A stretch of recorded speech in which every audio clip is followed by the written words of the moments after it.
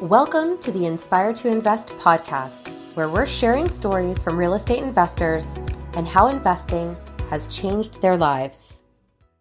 This episode of the Inspire to Invest podcast has been brought to you by ProVenture Real Estate Corp. Hey everybody, welcome to Inspire to Invest. I have Anthony and Cameron here with me today from Las Vegas, Nevada.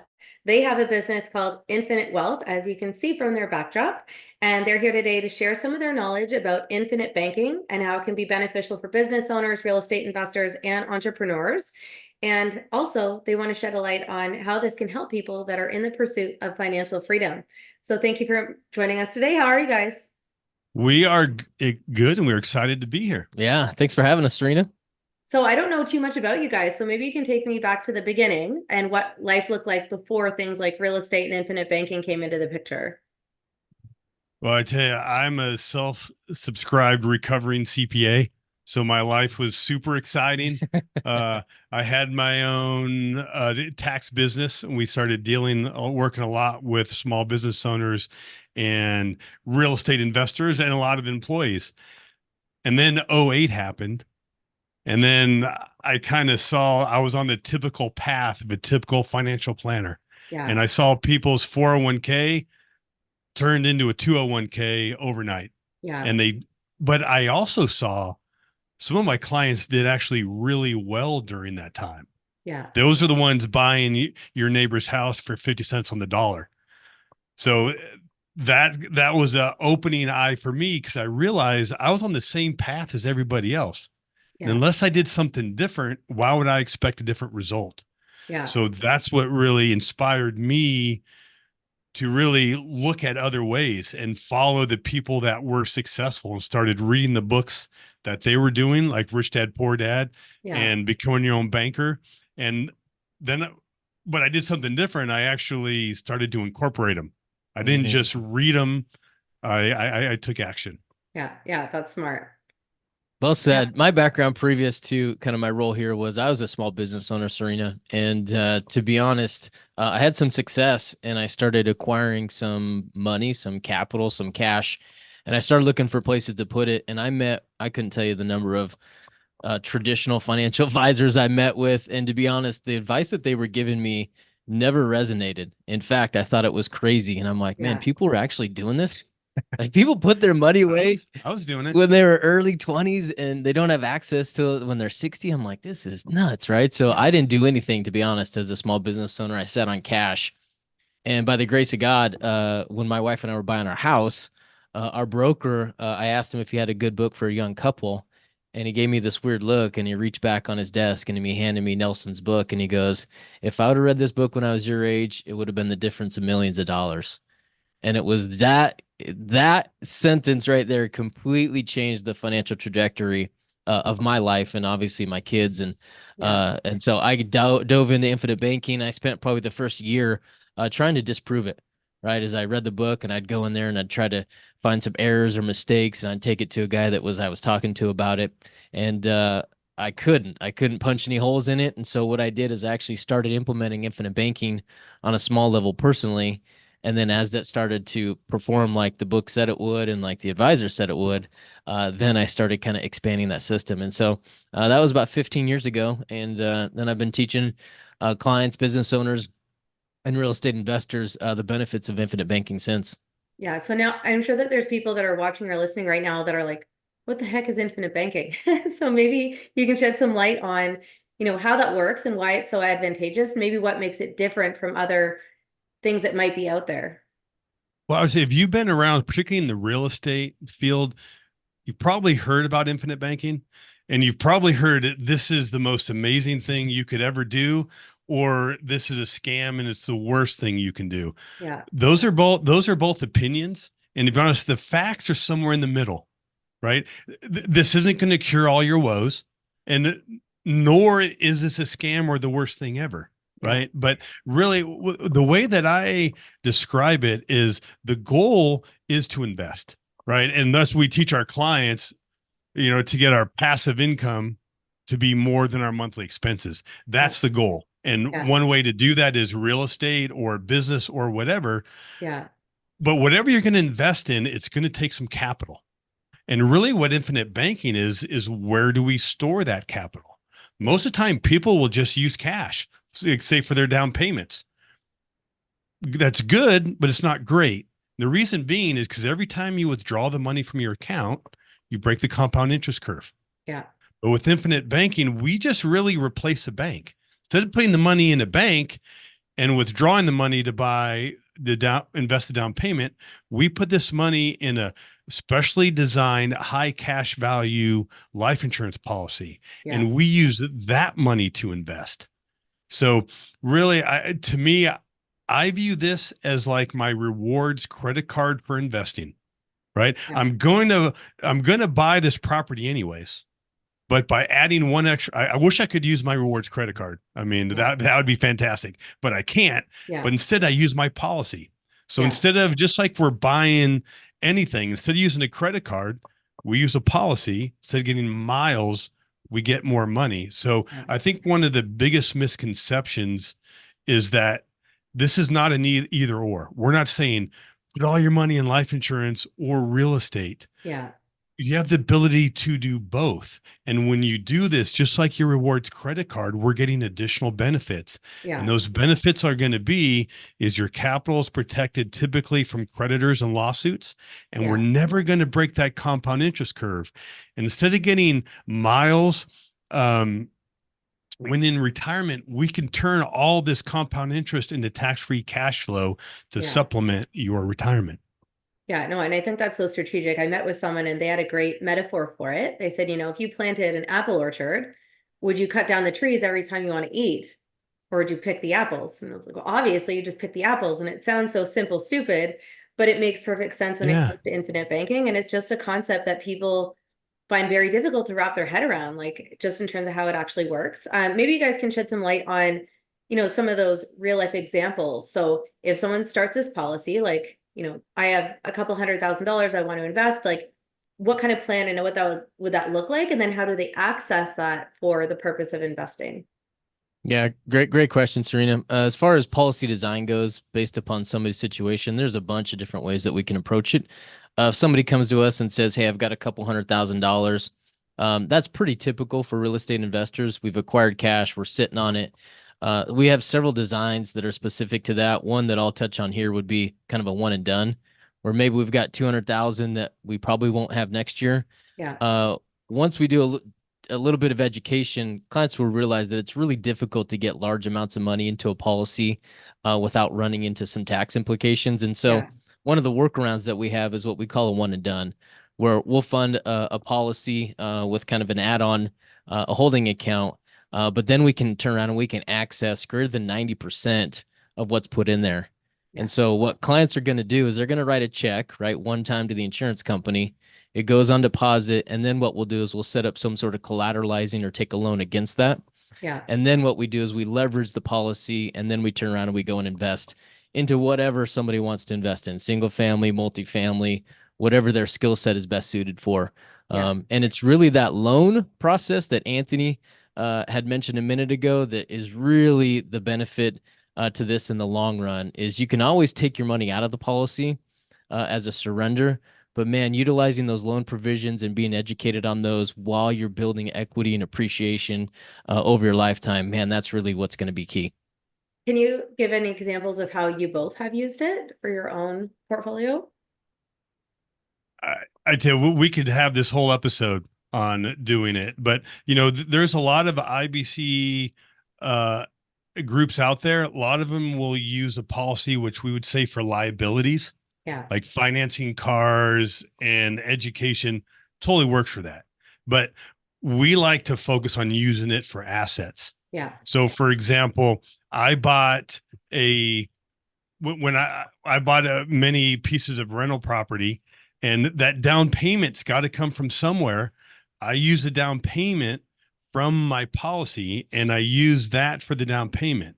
And I use the cash flow from that property. Instead of putting it into somebody else's bank, I put it back into my policy and then I can reuse it. And what'll happen is once that money is put back, we never broke the compound interest curve. Our policy continued to grow because we didn't withdraw the money, we leverage against it. Yeah. So what that means is our policy cash value is still what it would have been if we didn't use it. But now we have one asset, one cash flowing asset. So you know what we do? What Cameron likes to say, rinse and repeat. Then we buy, because Cameron has great hair. If you're not watching it, they just listening to it. Then we buy a second property. And now we have the cash flow from property one, cash flow from property two. So in theory, we could repay or put that money back in half the time. Yeah. Then we rinse and repeat and buy a third one. Yeah. So it's often used, I've used it for real estate. And when we've done some investments, like we are flipping raw land in the middle of nowhere, I needed some capital to invest in there. Yeah. Came from my policy. And then I took the proceeds or profits from the land flipping and put it back in there so I could reuse it from my policy. Yeah. Yeah. I mean, I think it's something that's hard for some people to grasp, because the idea of like borrowing it from yourself and like within the policy and just all the nuances with that, I think sometimes people have a hard time wrapping their head around. Yeah, you know, it is a little difficult, and there's a lot of miseducation out there. So we're really big on education. We put all of our clients, no matter where their history is coming from, we put them through our education process. And we do have an online course, which at the end of the podcast for your listeners, we're going to give them free access to our course. Sorry if I interrupted. No, I was going to add on to what you said there, is that, Serene, one of the things that I think is important is that people aren't educated. They're typically in the financial world, they're educated or instructed to hand their money over to somebody else. Yeah. And I think that's one of the key differences. And Anthony mentioned this earlier, but if you look at real estate investors and business owners, man, Anthony and I have been in the space for 15 years. The first 7, nobody had a clue what infinite banking was. Yeah. The last 7, it's just caught on fire. Yeah. And the reason I think that it's caught on fire in those two demographics is because of the personality of those two individuals, is that they want control. Mm-hmm. And typically every investment opportunity out there takes away control from them. This provides way more control, right? Is you have your money in your policy, you can take a loan for whatever you want. There's no one out there dictating what you can do with it. You asked for examples on how we invest it. We've got a bunch of them, but the 2 best places that people can leverage money to on the policy, one is going to be real estate, and then the other one is going to be into a business. Yeah, and I think the education piece is extremely important because, you know, speaking for myself, I actually had a policy like this, and I really had no idea what you could really use it for. Like, I understood, yes, there's this cash value to it. I didn't understand you could borrow against it and the policy loans and all of that. And I think maybe a year into COVID or so, I was like, why do I have all this insurance? Like, I don't need all this stuff. And I canceled it, not even realizing like what the true value of it was, because the advisor I was working with didn't ever articulate it as robustly as you should have, you know? And now that I've gotten to know a lot of people that are in this space, I'm like, oh, why did I do that? So like the goal is to get some of my capital back to kind of start fresh and go through things, set it up kind of the right way. But on that note, we're just going to take a really brief break for a word from our sponsors, and we'll be right back. At ProVenture, we are committed to helping individuals achieve their real estate goals all across the country. Whether you're just starting or looking to expand your investment portfolio, our tried and proven methods are designed to help guide you every step of the way. With our expert support, navigating the complexities of the real estate market becomes an opportunity for growth and success. Let's turn your real estate ambitions into a reality.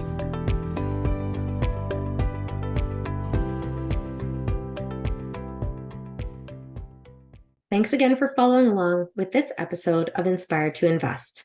In addition to real estate, investing, and running my own brand experience agency for 18 years, I also published a book called The Accidental Entrepreneur in October of 2021.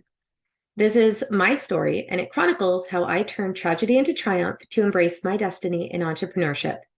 If you're interested in picking up a copy, you can find the link at serenahomesrealtor.com, and you can also find my link tree with all of the retailers in the details below. Thanks again for your support. Welcome to the Wealth Club, an exclusive community dedicated to elevating your journey towards financial freedom, well-being, and success. The journey to 1% starts here. Join like-minded leaders and commit to growth for the mind, body, bankroll, and soul. Learn all the proven techniques to change your life forever with direct access to a massive team of more than 10 tried and true experts.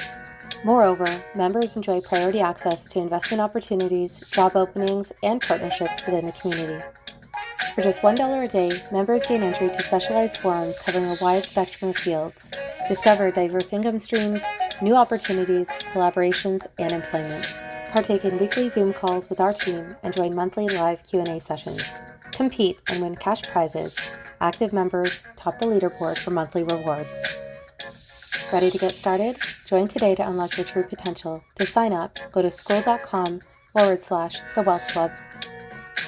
Inspired to Invest is proud to support the Beyond Success program. In today's complex world, it's absolutely crucial for our youth to learn how to take charge of their financial future. We believe that every young person deserves access to accurate, practical financial information. Designed to bridge the gap, the Beyond Success program leverages a comprehensive educational bootcamp to equip young minds with essential financial literacy skills.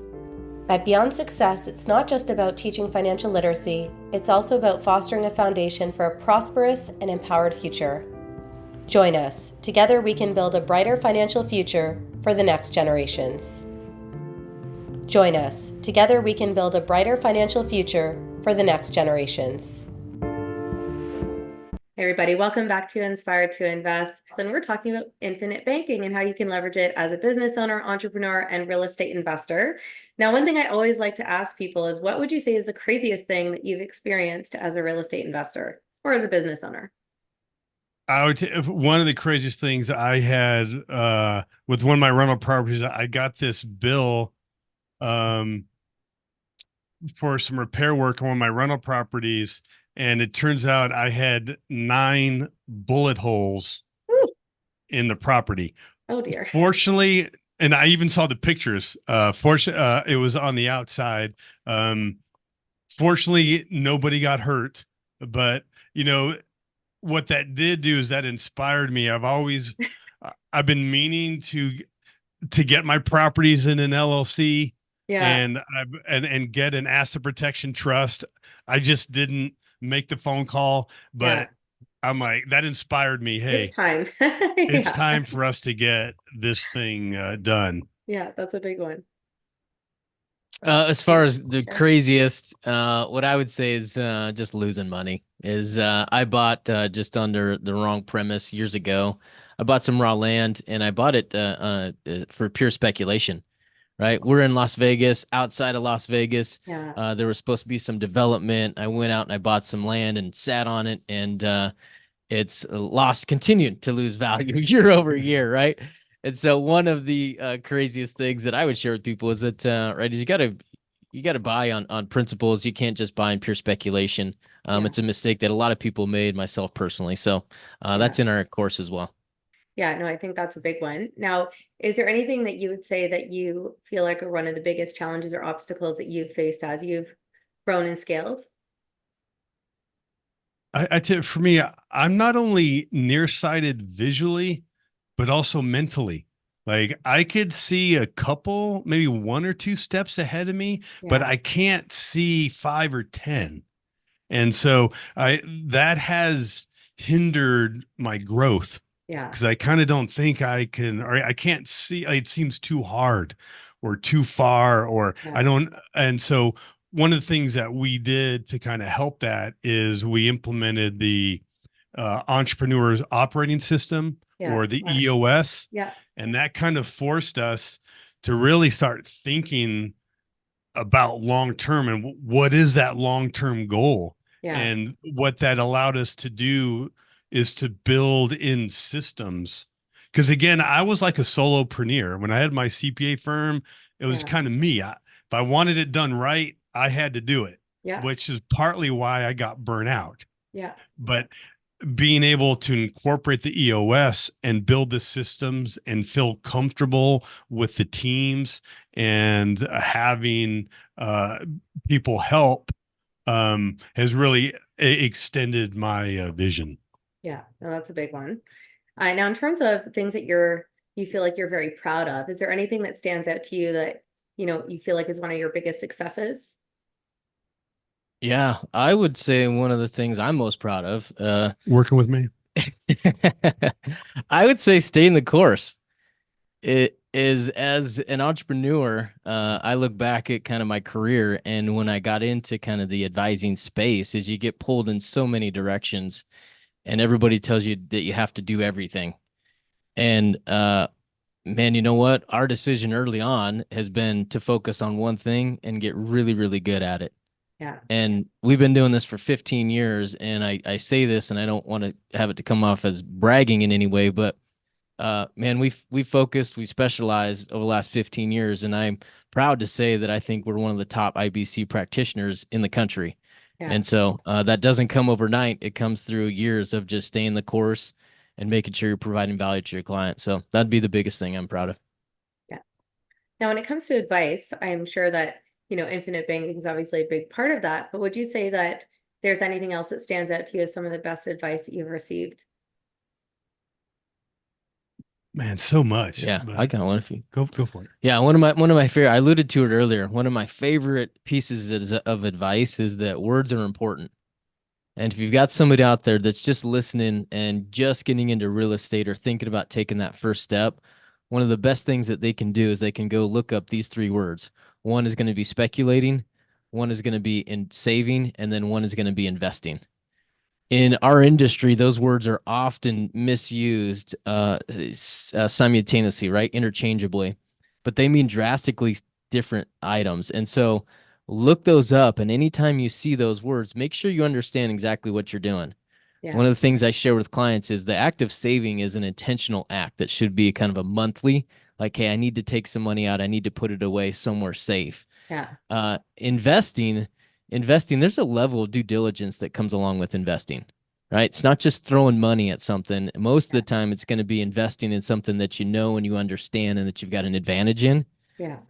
Speculating is where you're just throwing money and you're hoping and praying that it works out for you. I've done this, right? I already shared that story. Yeah. But this is what 90% of people are doing out there is they're just purely speculating and they believe that they're investing.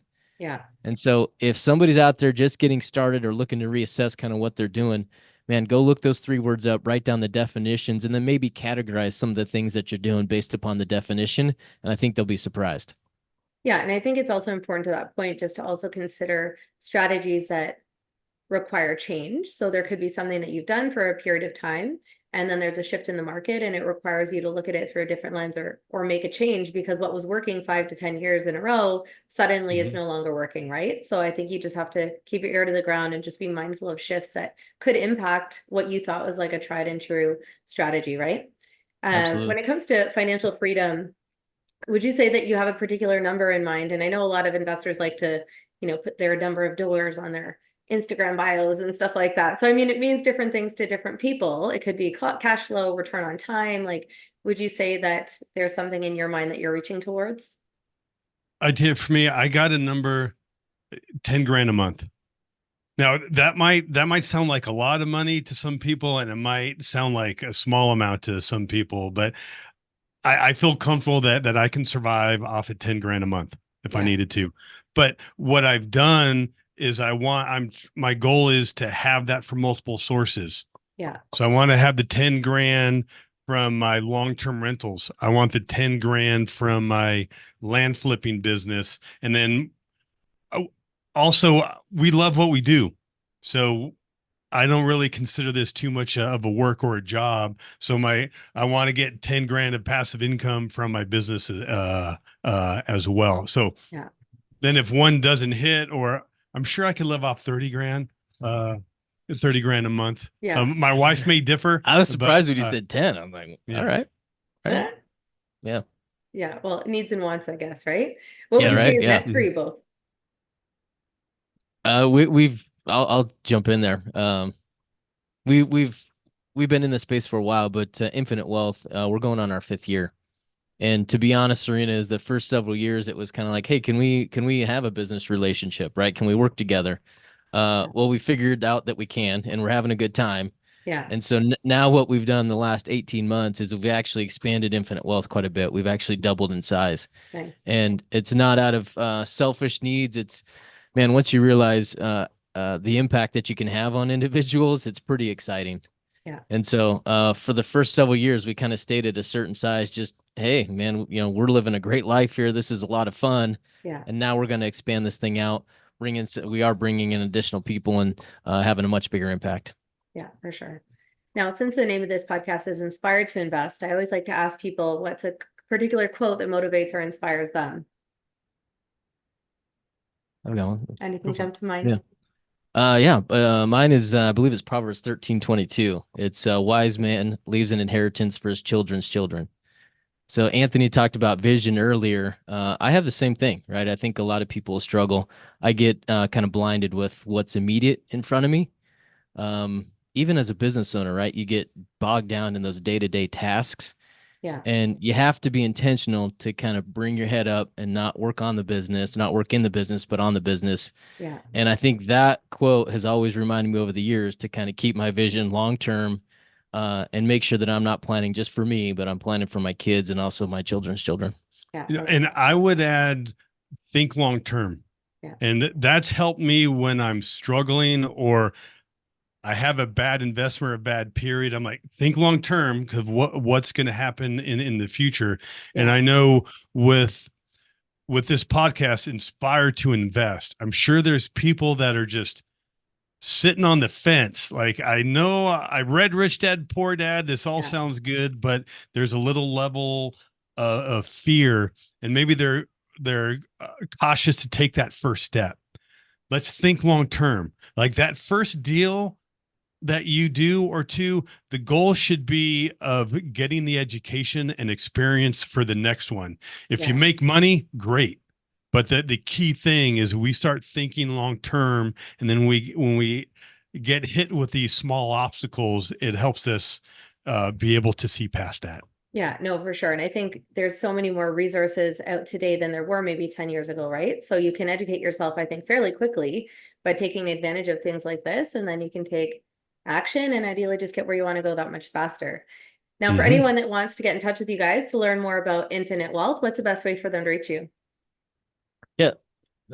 Well, we're on all the social media channels, Infinite Wealth Consultants. We're going to put in the show notes, our like link tree. So you have link to our podcast. We do a lot on YouTube, some long form, but then we also do the short form on all of the social medias. And what I would encourage people, if you're in the real estate space, you owe it to yourself to look into infinite banking. Yeah. Maybe when you look into it and it's not for you, this isn't for everybody. Yeah. But if you can find the right person and the right coach that can guide you to improve the results that you do with your investing, infinite banking can be a great tool. And one of the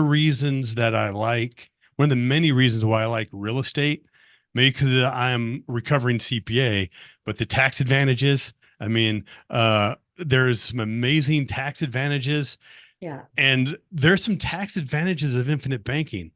Not only is your policy growing tax-free, but we can actually create tax deductions when you use it for real estate. Yeah. So we take real estate and encompass with infinite banking. We're really taking advantage of the tax code. Yeah. Serena, a specific resource that somebody's listening and they are interested where they can go is they actually can go to infinitewealthconsultants.com/inspired to invest. And where that'll take them, it'll take them to our online course. Typically, we charge $500 for access, but as a thank you for having us, we'll give them free access to your listeners. When they go in there, what they're going to find is just pure education. There's no sales, there's no nothing. It's just a whole bunch of case studies and some videos educating some of the basics on IBC. So if somebody has some questions, great first step. I'll give you that link so you can put it in the show notes. Awesome. And so you have that ability. You can learn about infinite banking for free. We're not going to ask for your phone number. We're not going to hound. You will be on our email list. Yeah. Okay. But check this out. Yeah. I mean, I you think have you this owe it free to yourself. resource. I mean, Yeah. because it's Yeah. not so much even about the money you make, it's about the money you keep, right? So just finding those, I don't want to say loopholes, but those strategies where you can Yeah. obviously just make the most Mhm. of what you're earning and ideally like preserve your wealth and leave that legacy, I think is really, really important. Is there anything else you wanted to leave anyone with before we wrap up? I'd say take action. That's what I was going to I say. beat you to it. I There beat you you go. You've We to been it. got working to, I together for mean, too long. Yeah. yeah, Yeah. well, I would say read Becoming Your Own Banker, Yeah. but I probably most of your listeners have read Rich Dad Poor Dad. Yeah. Knowledge is not power. Knowledge is a potential of power. You Yeah. have to take that knowledge and put it into action. So whatever you're kind of debating about or having a little bit about fear, taking that next step, I encourage you to do so. Well, I'll add on to take action then, since I said it, but you took it, is that get in community with other people, right? Is because one of the scariest things you can do is take that first step. And if you're standing there all by yourself, it gets really scary, right? Yeah. But if you've got somebody or a community around you that's already taken that first step, there's going to be a lot of encouragement. It's much less scarier, and you can kind of see the success that lies beyond it. Yeah, no, I think that's amazing. So we'll include all the resources, of course, in the show notes below. Thank you for taking your time out today to talk with everybody. And of course, for anyone that's watching or listening, thank you for your time. If you've enjoyed this episode, make sure that you like, comment, and subscribe. You can also follow along on social at Inspired to Invest Podcast. And remember, when you invest in yourself, the sky's the limit. Thanks again. Thank you to ProVenture Real Estate Corp for bringing you this episode of Inspired to Invest. The views represented on this podcast are for general information only and does not constitute investment or other professional advice or an offering of securities. The host and guests featured on Inspired to Invest make no representations as to the performance of any particular investment. Should you decide to make an investment, you are responsible for conducting your own review and analysis. It is recommended that you obtain independent legal, accounting, and tax advice from licensed professionals.